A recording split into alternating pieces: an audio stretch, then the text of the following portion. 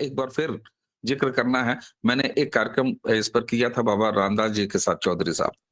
जी, जी। आपसे भी जब पिछली बातचीत हुई थी तो इसमें रीमन नैन का जिक्र आया था कि ये कौन-सा आखिर किसान आंदोलन का चेहरा हो सकता है। अगर आंदोलनों का चेहरा इस तरीके के लोग होंगे या इस तरह की चीज़ें होंगी, तो भला कैसे ये संभव हो पाएगा कि आगे कोई आंदोलन एक मर्यादा के साथ चल सके। जी हाँ, रीमन नैन आप सबने अब तक जान ही लिया होगा कि रीमन नैन वो चेहरा जो कि किसान आंदोलन के दौरान हरियाणा में बहुत ज्यादा प्रमुखता से छाई रही और बाद में पता चला कि साहब ये सेक्स रैकेट चलाती है और उसके आड़ में पैसे वसूली करती है। तो ये चेहरा, और वो गिरफ्तार भी हुई हरियाणा में। चौधरी साहब, ये कौन सा चेहरा है किसान आंदोलन का? एक तरफ फर्जी किसान आंदोलन चलाते हुए लोग, एक तरफ मसाज पार्लर खोल के बैठे हुए लोग, एक तरफ वहां तंदूर जलाते लोग, दूसरी तरफ अगर आप देखिए तो लोगों को, निर्दोष लोगों को मार के टांगने वाले लोग, शराब और तमाम तरह के व्यसन फैलाने वाले लोग किसान आंदोलन के नाम पर, और दूसरा चेहरा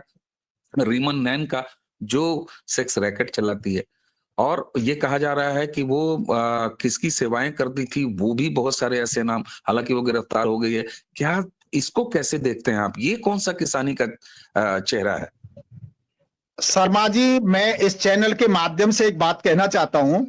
रीमन नैन जैसी जो कथित नेता हैं, जो किसान नेता बन के आती है, ये किसानों के लिए नहीं आती, किसानों के आंदोलन के लिए नहीं आती।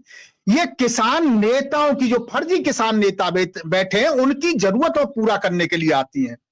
ये ऐसी औरतें हैं, ऐसी लड़कियां हैं जो चंद दिनों में ख्याति प्राप्त करना चाहती है, पैसा प्राप्त करना चाहती है। इनको कुछ भी करना पड़ जाए। ये इस तरीके से जो आंदोलन बदनाम हुआ, अब ये जो जब जेल गई, जेल जाने से पहले ये बहुत बड़ी किसान नेत्री के तौर पर, बहुत बड़ी आंदोलनकारी के तौर पर यही हमारे फर्जी किसान नेता इसको प्रमोट कर रहे थे।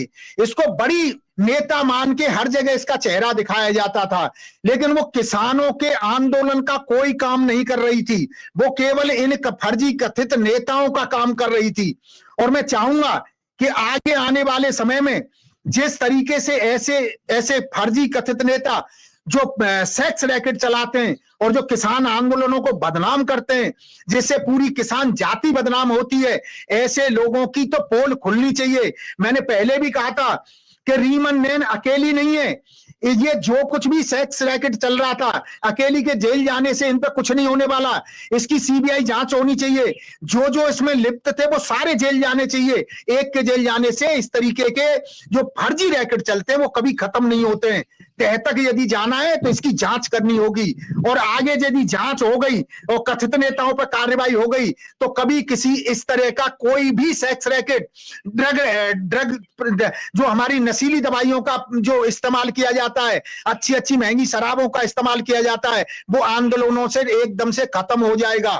किसान आंदोलन हमेशा पानी और रोटी पे किया जाता है। ऐसी महंगी शराबों पर, मसाज पार्लरों पर और वहां पर काजू बादाम की बर्फी खा के आंदोलन नहीं किए जाते। किसान के पास पैसा ही नहीं होता है, ये चीजें कहां से आएंगी? ये जो फर्जी कथित किसान नेता जब तक जेल नहीं जाएंगे, इन पर कार्रवाई नहीं होगी। मैं उन अधिकारियों से पूछता हूं जिन्होंने रीमन नैन पर कार्रवाई की, उससे क्या पूछताछ नहीं की? ये सेक्स रैकेट क्या वो अपने आप में स्वयं लड़कियां चला रही थी? किसके साथ ये सब चल रहा था, किसकी साजिश थी, वो सब देश के सामने आना चाहिए। मैं पुनः अपने अधिकारियों से कहता हूं कि कहीं ऐसा लोग आपके इन तरह के जो कार्य आप कर रहे हैं, कहीं आपके खिलाफ आंदोलन शुरू हो जाए, क्योंकि आप एक को पकड़ के जेल में डाल के इतनी नहीं कर सकते। इसकी तह तक जाना होगा। यदि आप इस तरीके का नहीं करेंगे तो अगले आंदोलन सरकार के खिलाफ नहीं, ऐसे अधिकारियों के खिलाफ जो असली किसान है वो करेंगे।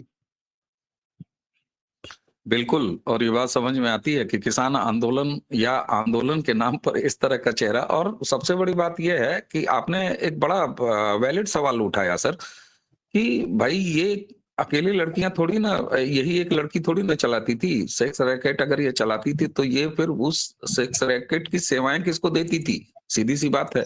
और किसान आंदोलन का चेहरा आपने ऐसे लोगों को बना रखा है, आप सोचिए, एक कई ऐसे नमूने हैं। लेकिन किसानी इसमें कहीं नहीं है। और निश्चित तौर पर ये जो चेहरा दिखाई दे रहा है, चाहे वो डल्लेवाल वहां बैठे हों जो स्टील के गिलास में अपना अनशन चला रहे हों, जिनको किसानी से कोई मतलब नहीं है, सुप्रीम कोर्ट की अब वाह वाह कहनी पड़ेगी। साहब चौधरी साहब क्या सदर्न इंडिया में खासकर ऐसी पॉलिटिकल